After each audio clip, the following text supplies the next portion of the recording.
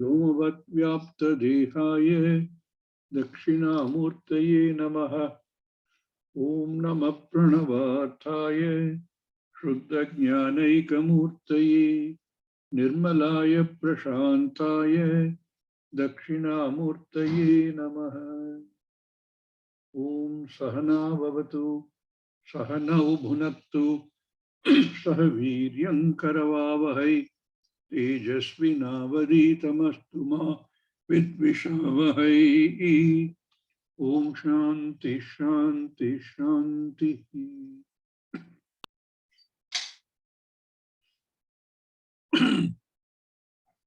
आप्यायन्तु ममांगानि आप्यायन्तु ममांगानि वाक्प्राणचक्षुः वाक्प्राणचक्षुः श्रोत्रमतो बलमिन्द्रियाणि च सर्वाणि श्रोत्रमतो बलमिन्द्रियाणि च सर्वाणि सर्वं ब्रह्मोपनिषदम् सर्वं ब्रह्मोपनिषदम् माहं ब्रह्म निराकुर्याम् माहं ब्रह्म निराकुर्याम् मा ब्रह्म निराकरोत् मा ब्रह्म निराकरोत् अनिराकरणमस्तु अनिराकरणं मे अस्तु अनिराकरणमस्तु अनिराकरणं मे अस्तु तदात्मनि निरते य उपनिषत्सु धर्माः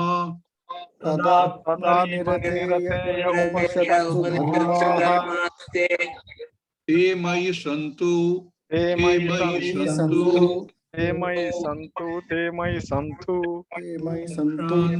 शान्ति शान्ति शान्ति। शांति शांति शांति। A student who is obviously knows something, who has given a lot of thought, who has understood that this body, this mind, etc., they cannot operate on their own. They need an operator. They need a willer. So he asks a question. Keneshitam patiti preshitam manaha. What impels, what drives the manas? How does manas fall on a particular object? It itself being jada. How does it operate? Who is behind it?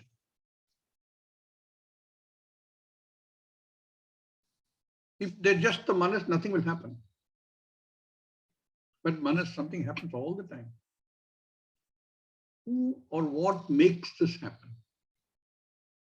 Then there was a question of saying, is this person willing the manas to do it? Willing immediately implies there's a thought. And that will, that wish, is changing all the time.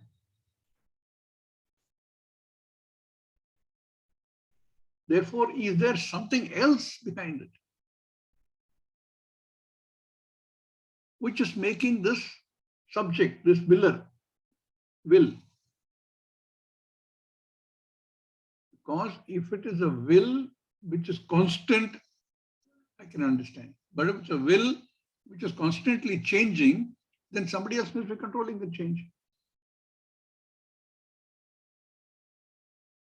At some point, you have to come to a situation where the willer is a conscious being, but does not really will the manas to do anything. It simply, by its very presence, makes things happen. The examples we've seen in many other places, the presence of a king in the kingdom, and the flag is flying, within the castle. Everybody is busy working. And when the king goes out, the flag is lowered, everything is relaxed. A lot of the work comes to it. Obviously, it's only an example to understand this. More modern example, when the cat is away, mice are at play. When the boss is in the office, everybody looking busy, everybody doing something or the other. The boss is not there. So simply by the presence of that person, things happen. Is there such a thing?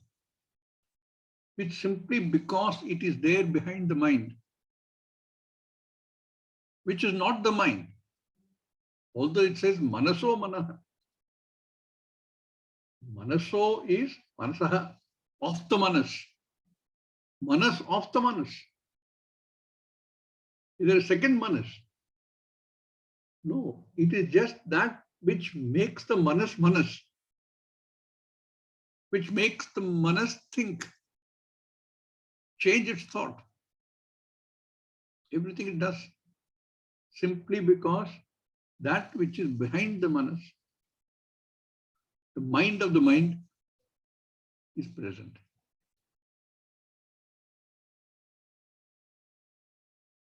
So he wants to know, what is this mind of the mind? What is it that makes the mind the mind? It is not a second mind. To make it also very clear, he says, Shrotrasya Shrotram. Vacho Vachaha. Pranasya Pranaha.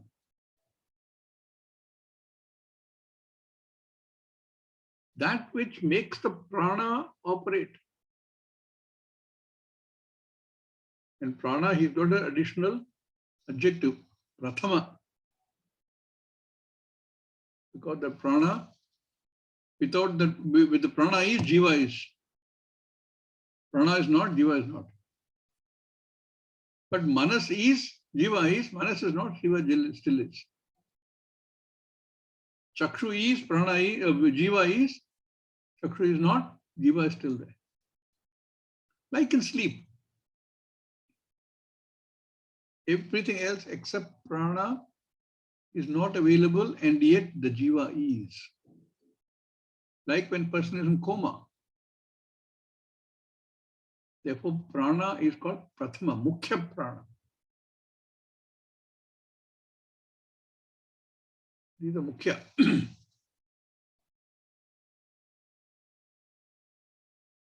What is it behind the prana which makes prana operate as it operates? Prana means all the functions of prana. Prana, pana, udhana, etc.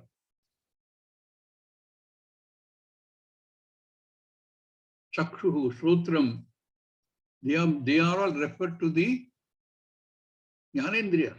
How do all the Jnanendriyas perform? Behind each of these, what is there?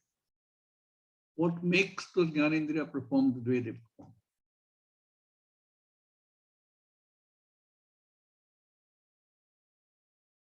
Does this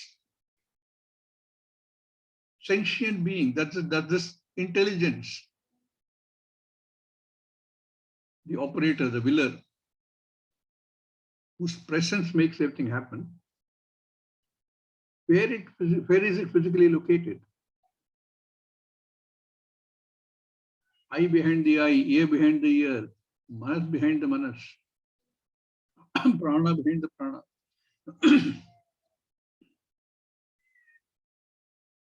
What makes Janaha speak? How do they come up with words? What? There is the manas behind every one of them. Vagendriya. Kena ishitam imam vacham vadanti. does the walk operate? There is no second set of Chakshu, Sotra, Indriya, etc., various Indriyas or the Manas. Manas is also Indriya only. Indriya means it is also Karana, an instrument. And if it's an instrument, somebody has to operate the instrument.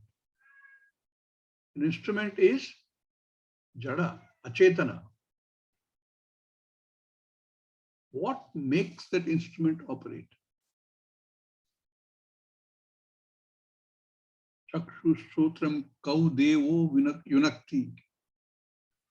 Which effulgent being makes the Chakshu eyes and Sotram ears operate? The physical ear is only a physical ear. There is something behind that. This entire assemblage of the physical body, we often call it Karya Karana Sanghata, the body, mind, sense complex. Karya is the physical body, Sthula Sharira. Karana is the Sukshma Sharira, the instruments, eyes, ears, manas, etc. Instruments of knowledge and instruments of action. That assemblage of Karya, which is the physical body, Kaya, and the Sukshma Sharira, Karana, all the Karanas, that put together in a system. Sanghata means what is an assemblage, something which is put together. That each of the element of these Karya Karana Sanghata, and there's many elements, every assemblage will have parts. The computer is an assemblage. A cell is also an assemblage. The world is an assemblage. All of them are achetana. Something makes them function. They are only functions. This Karya Karana Sanghata, being achetana, cannot do anything by itself. Something else whose presence is required for every function to happen. These function happens for whose benefit? There has to be a subject.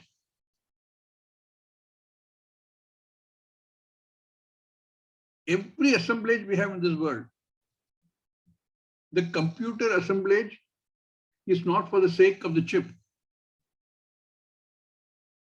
nor for the sake of the display. It is for the sake of somebody else, the subject that they operate. This Karya Karana Sanghata also operates for a subject. Who is that subject? Or what is the subject? That formless,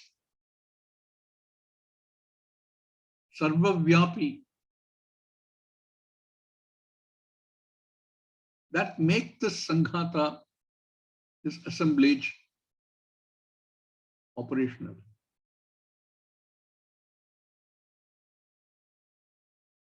No, Swami Ji, it is the operating system that makes it operational. Operating system also has to be operated. It's not going to happen on its own. Operating system is like our prana. All the other software is like our Sukshma Sharira. Somebody has to operate them. And because they are assemblage, Sanghata, they are subject to disintegration. Any assemblage is subject to disintegration simply because it is integrated. It's been put together. It therefore can disintegrate. Now look at anything in this Jagat, not only the physical body, anything at all, consists of many parts. It's an assemblage. Take each part, it's also an assemblage. Assemblage, it goes on. And all of them are achetana. And each assemblage breaks down. This Karya Karana Sanghata, the body mind sense complex, also is subject to disintegration. Whatever form I knew it in, it is not in the same form at another time. It is subject to breakdown. It is subject to defects, illnesses. So we have a whole profession of doctors for the body, doctors for the mind, maintenance engineers for the other sanghata. What is the subject? Who is the subject behind them?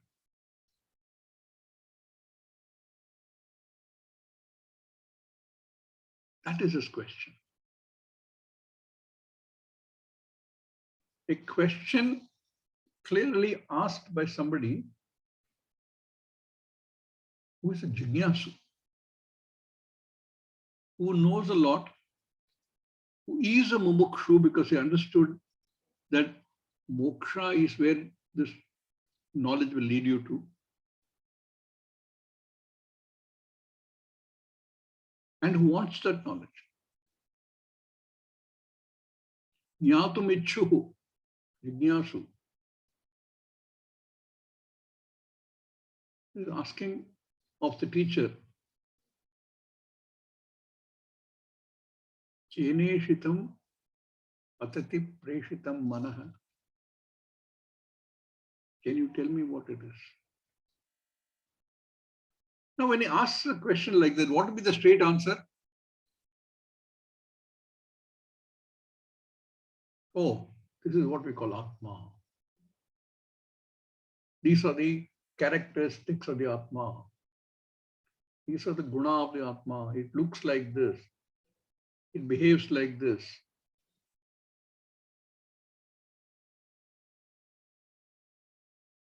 You can do that in corporate environment. Like I said, if the boss is there, work happens. So somebody asks, why is everybody looking so busy? Boss is the office. You can describe the boss. He is so many years old. He looks like this. He's a very angry person. He's a taskmaster. You can give all kinds of description.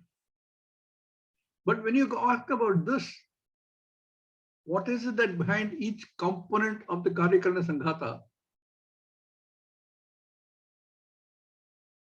What are you going to say? What is the teacher going to say? Even if he says Atma, what will he understand? It's only another word. Brahman, another word. Eventually, you will have to say, it is only Atma. It is Brahman. I say, listen, this is you. It is you. All the other cannot be you. Oh. Who do I recognize myself? You can't.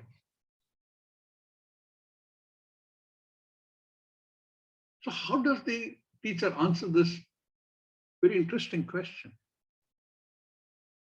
In every Upanishad, you see this. The question is interesting, the answer is even more interesting.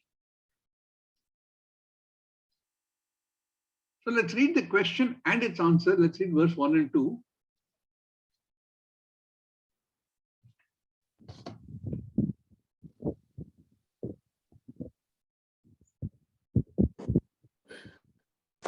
Eneshitam patati preshitam manaha केनेषितं पतति प्रेषितं मनः येन प्राण प्रथम प्रैति युक्तः केन प्राणप्रथमः इति प्रथमः युक्तः केनेषितां वाचमिमां वदन्ति केनेषितां वाचमिमां वदन्ति चक्षुश्रोत्रं क उ देवो युनक्ति चक्षुश्रोत्रं क उदेवो युनक्ति Who is for emphasis? Devaha is effulgent being. What is that effulgent being? What is that self-revealing being which makes the chakshu and the shrotram? Having heard that question, the teacher says, Shrotrasya shrotram श्रोत्रस्य श्रोत्रं manaso mano yat मनसो मनो यत् vachoha vacham वाचो वाचं tavu pranasya pranaha प्राणस्य प्राणः चक्षुषश्चक्षुरतिमुच्य धीराः चक्षुषश्चक्षुरतिमुच्यधीराः प्रेत्यास्मा लोकादमृता भवन्ति. प्रेत्यास्माल्लोकादमृता भवन्ति It is also it recognizes the student's depth of question. Say Shrotrasya Shrotram. He doesn't say by the Atma everything is impelled. There is no separate eye of the eye, ear of the ear, etc. But he still says in the answer, Shrotrasya Shrotram. Ear of the ear. One ear and the second ear. One ear and that something which makes the ear ear. Shrotrasya Shrotram. Manaso manoyat. That make the manas and is behind the manas, impelling the manas. It is common to all of them. It is not a second Shrotram, second manas.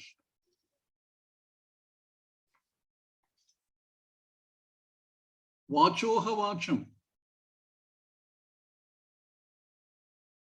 That which makes the speech speech.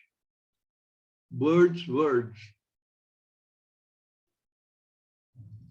And sau pranasya pranaha. That prana operates.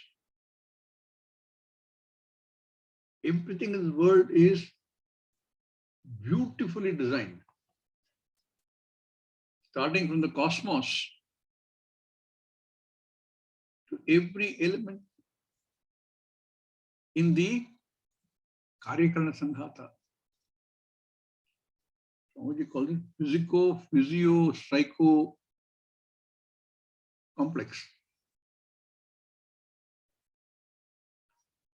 Each function operates without, in a very orderly manner. There's no order in everything.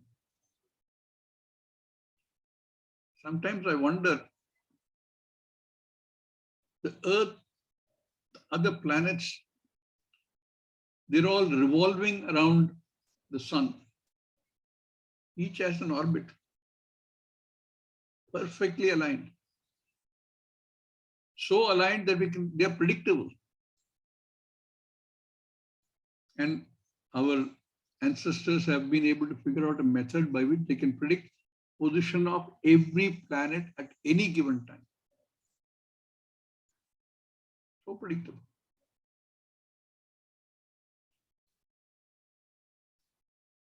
And so perfect that they don't ever crash into each other or even brush each other. Can you imagine the catastrophe if such a thing were to happen.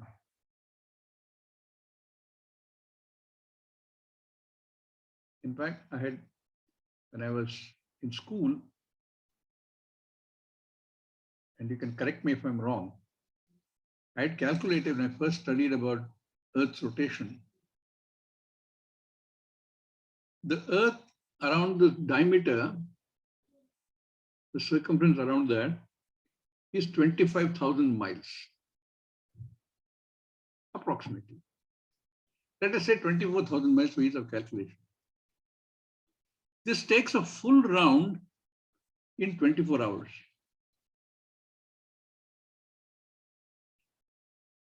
Now, you can figure out that the speed at which the person standing on the equator is moving.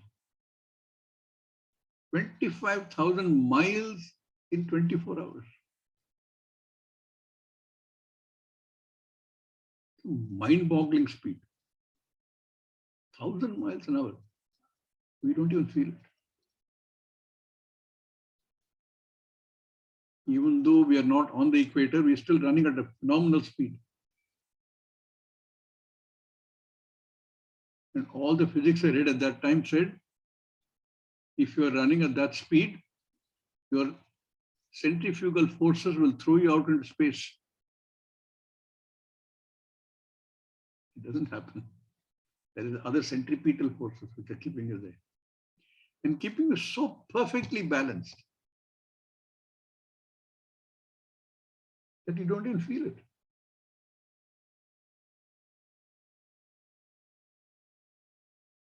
And in this and the related thing, I used to wonder at that time, if you took off on a vertical takeoff plane and stood stationary and came back to the same, will you come back to the same spot? Will you go to another spot?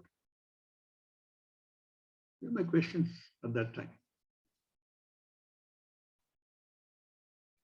There is such perfect unison. Every component in this Karyakarana Sanghata is operating perfectly aligned with the others. We don't even know about it.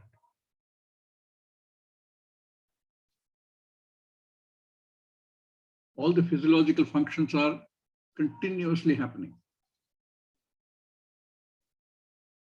And you know about it only when you have overeaten and you have indigestion. Only then you recognize there is a function happening inside. Every component of this Karyakarana Sanghata, who controls all this?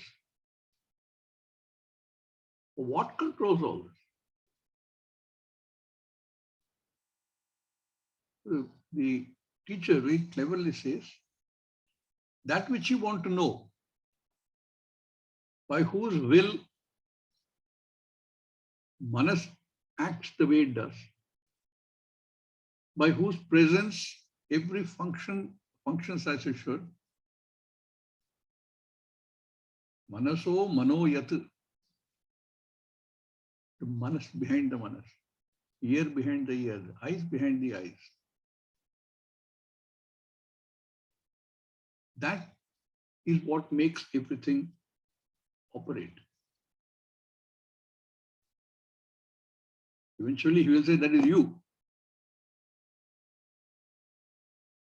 Manas cannot be you.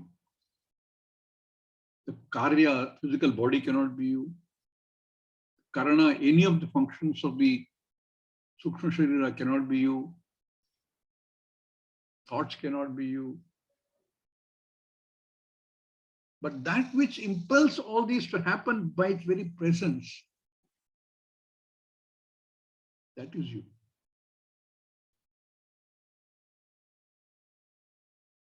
It's a fantastic answer to a question which itself is crafted so well.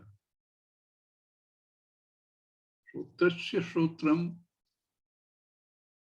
manaso mano yat. chakshusas chakshuhu, sau pranasya prana. Another thing you'll notice in this, very interesting again, that which is behind all this, the chakshus chakshuhu, pranasya pranaha.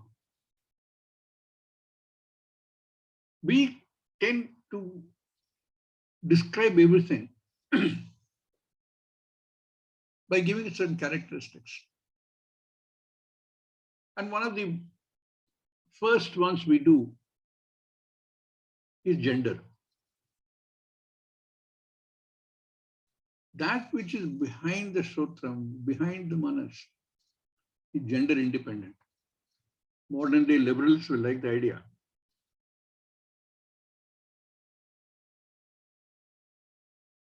Therefore, sometimes it uses masculine gender, so the Shruti, I mean. Sometimes it uses neutral gender.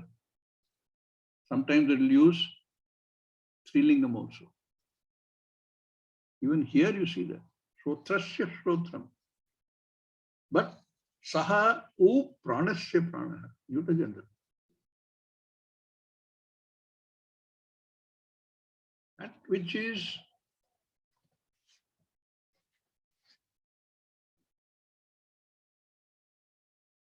in the first case, Manaso Manaha, year of the year, Manas of the Manas.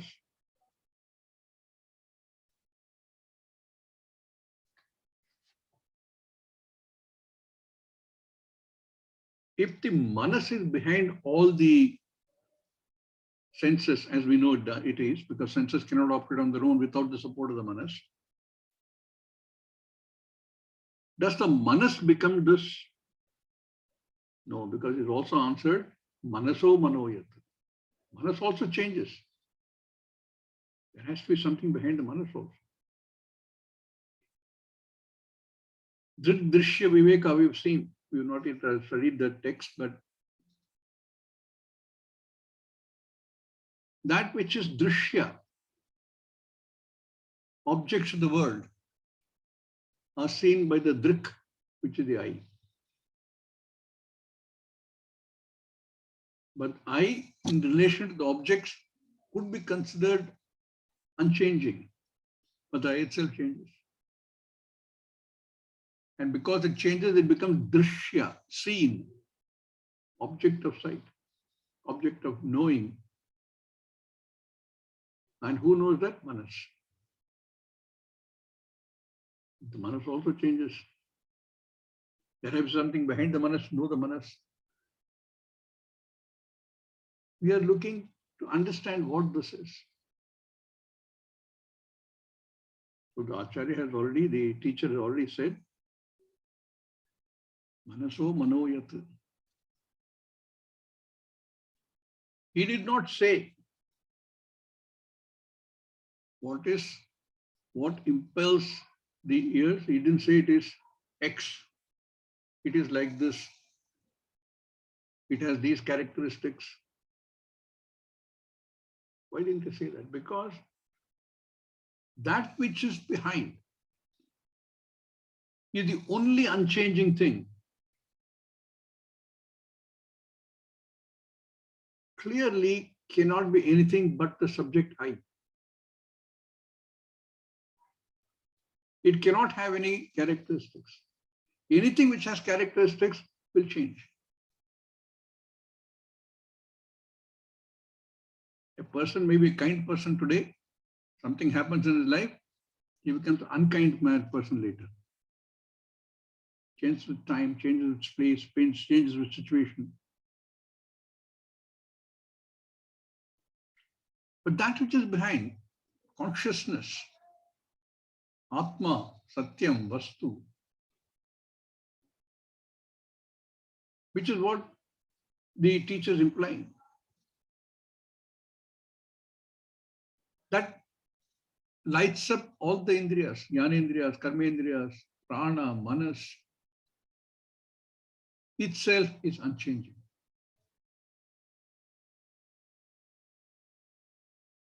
In fact, all of these also borrow their existence from this. The chakshu cannot be without the chakshu behind the chakshu. Manas cannot exist without the presence of the manaso manoyat.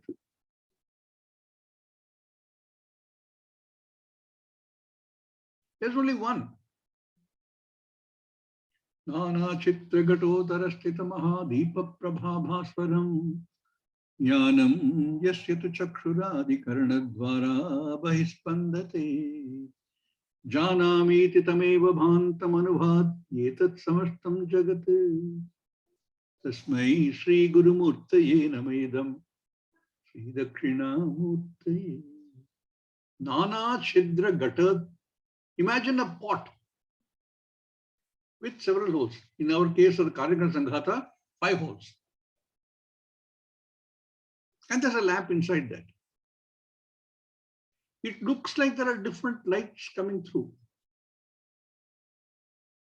They're all only a manifestation of that single lamp inside that. You get some lovely shades like this, made of earthenware. Only one light. Nana chitra gadodara stita maha deepa prabhavaswaram. Jnanam yasyatu chakshuradi karana dvara. Chakshuradi are all karana. Nana chitra gadodara. Chakshuradi karana dvara bahispandate. Through these karana, through these instruments,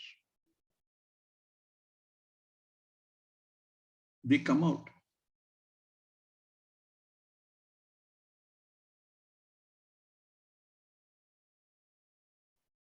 So he's answered it by simply saying it is the ear behind the ear, the eye behind the eye, the manas behind the manas, etc. But how will the student understand? The entire Upanishad, at least certainly the first and second chapters, are the answer to that question. And we have some very interesting dialogues coming up in the second chapter, showing us further that the student is a thinking student. How do I describe this? That which is behind, that which is consciousness. Consciousness is also a word which is unfortunately misunderstood. Because in common usage, we give it a different meaning. When we say consciousness, chaitanyam, therefore, is a better word to use. Because everything is nothing but consciousness, chaitanyam, including things which don't look alive. An object looking like a living object or a non-living object has nothing to do with the fact that they are conscious. They are consciousness itself. It is only because certain components of this Jagat Karyakarana Sanghata contain Sukshma Sharira, which have the property of being able to reveal the presence of the Atman, consciousness. Others don't have that capacity. A stone doesn't have that capacity, but it's the same consciousness. Space doesn't have that that capacity. Space is the same consciousness. There is only one indivisible consciousness.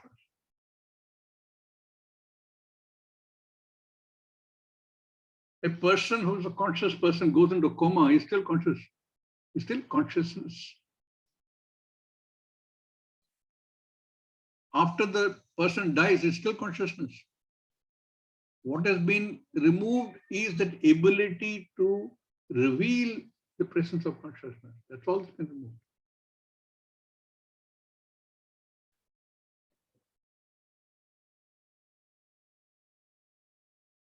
That's all that's been removed.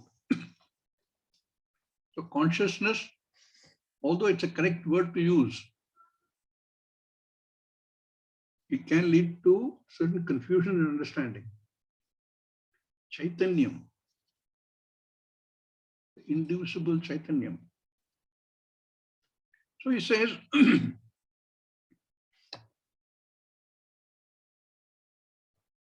Shrotasya Shrotram Manaso Mano Yat Vachoha Vacham Sau Pranasya Pranaha. He's given the answer to that question, but now the student still wants to know what is it?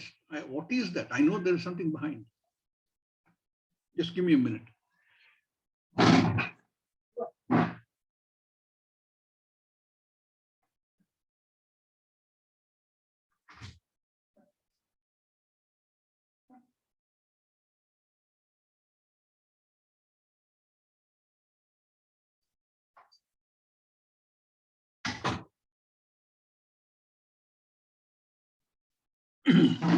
Our ashram cat.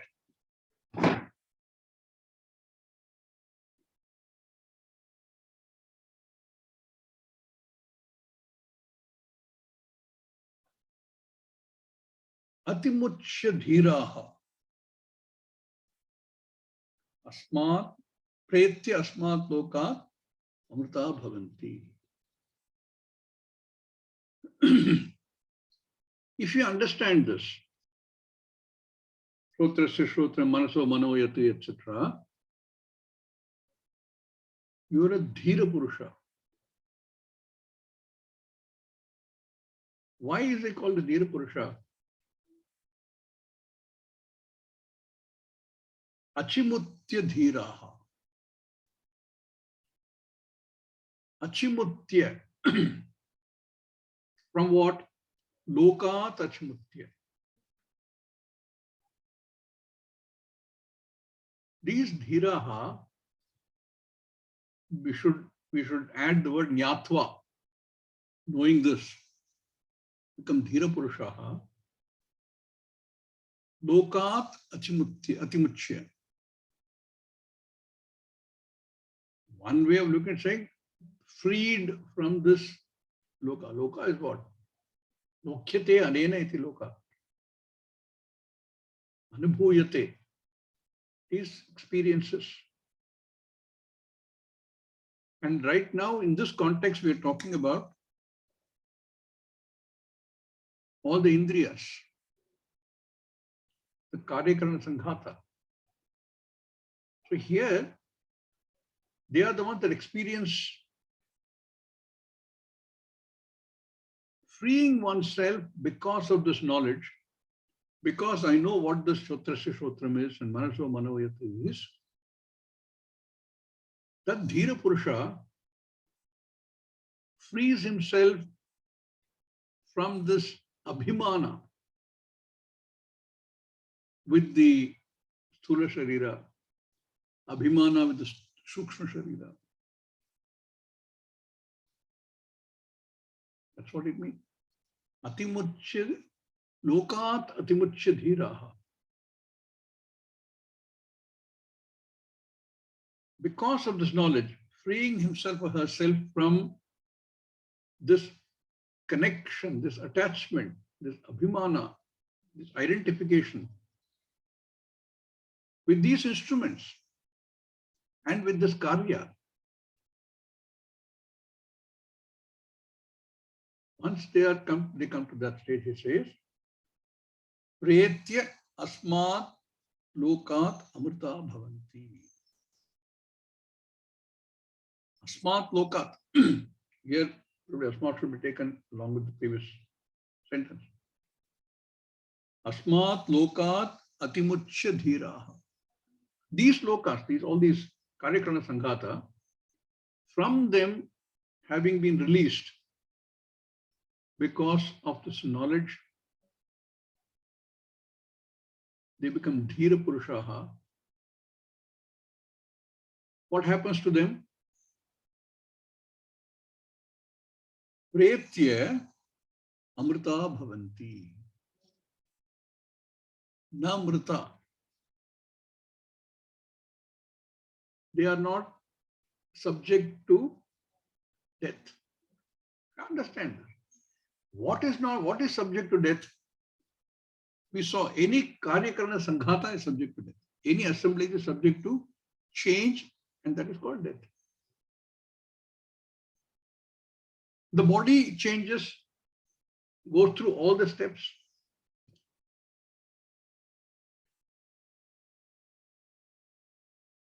Asti, Jati, Vardati, Vardate. All the 6 steps. They die.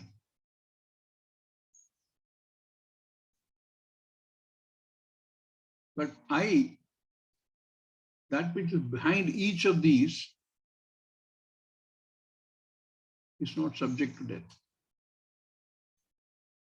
So when he says, Pretya,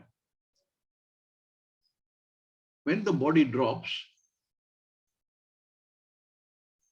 Amrita bhavanti. These dhiraha Amrita bhavanti. Namrita. Because they recognize that what is changing is the karya. What is changing are all the karanas, instruments. And because they change, they will die, because they are part of the assemblage, Sanghata. I have nothing to do with them. I, with my very presence, makes them what they are at every stage. Makes even the change in them possible. Consciousness, even after the body falls, is still there.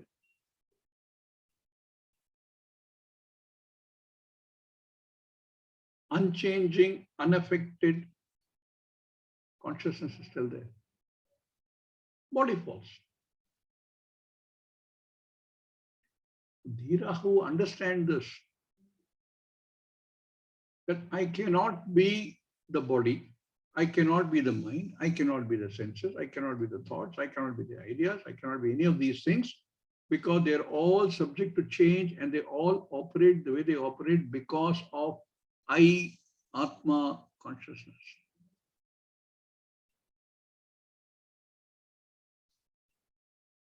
When that recognition comes, when that knowledge arises, Nyatva,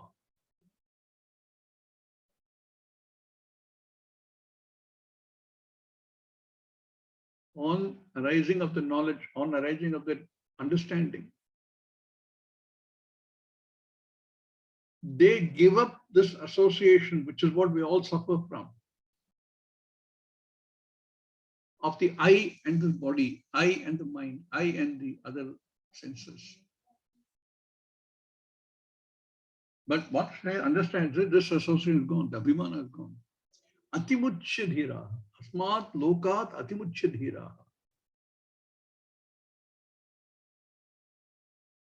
What happens when that happens? Everything that is associated with the body, with the mind, etc., all of which are subject to decay and destruction, which I had earlier taken on to I, that is gone. That connection is gone. So now that dhiraha recognized that the body decays and dies, the mind changes and eventually dies, senses keep changing, but that connection has been cut. They are all I. They are all Chaitanya, because they don't have an independent existence. But I am not them. A is equal to B. No, sorry. B is equal to A.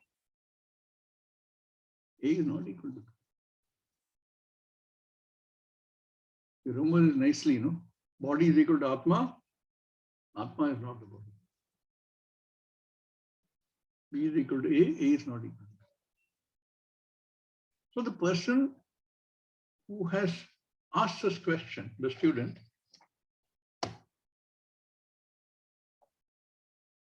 understands that once I drop this abhimana, because of the understanding that that I, the Atma, has to be independent of all of these, must exist independently and lend existence to each of these.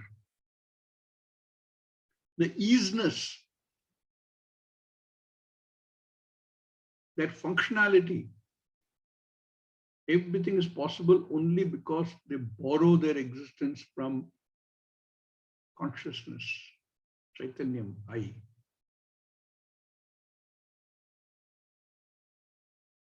Now he has given already to the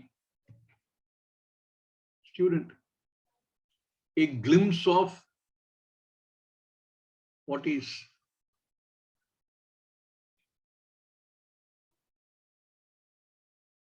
He will not stop there. Because if he stops that, I don't know how much the student will understand. I'm asking you a simple question, you are not giving me a simple answer. You're going to complexities. Chakshu, manaso, manoyat. And not only that, you jump straight to saying this is the benefit, if you understand. You understand, you're a dhiraha and asmat lokat atimuchya become amrita. But how? Why can't you give me a simple answer? So the teacher continues without the student asking, knowing this is the mind of the student. The teacher continues. A beautiful third verse. I have told you what there is. I will continue to talk to you about that. This is like a initial pratigna statement saying this is what it is. Now I will go into details. Why couldn't you give me a simple saying it is like this? I can't, because you read third verse.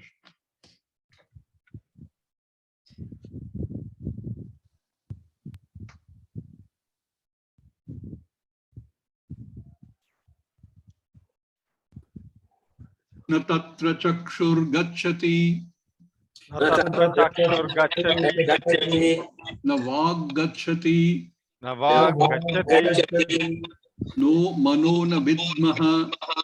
No मनो न विद्मः I should split it. No mano manaha, नो मनः na vidmo na vijanimo, vijanimaha, न विद्मो na न विजानीमः vijanimaha, yatai dadanushishyad, यथैदनुशिष्यात् anya deva tad vidhi aditat, anya deva tad vidhi, अन्यदेव तद्विद्धि विद्धि tad vidhi, anya deva tad vidhi.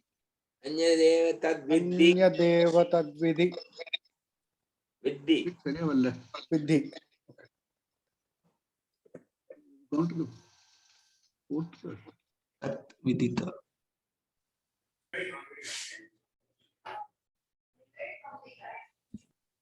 Here, this should be in the fourth verse, I think.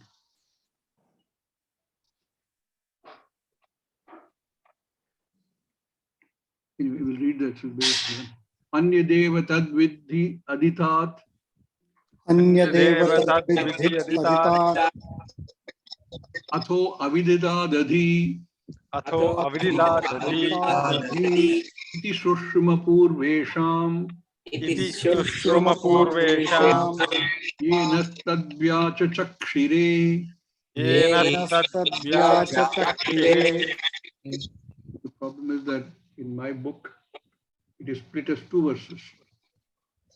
Here it is shown as one verse. That's okay.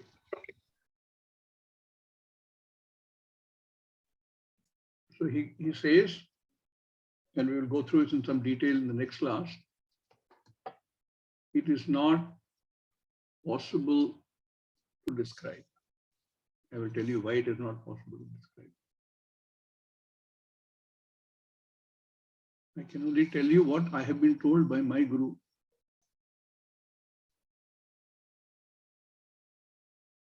interesting verse coming up, which we will look at in the next class.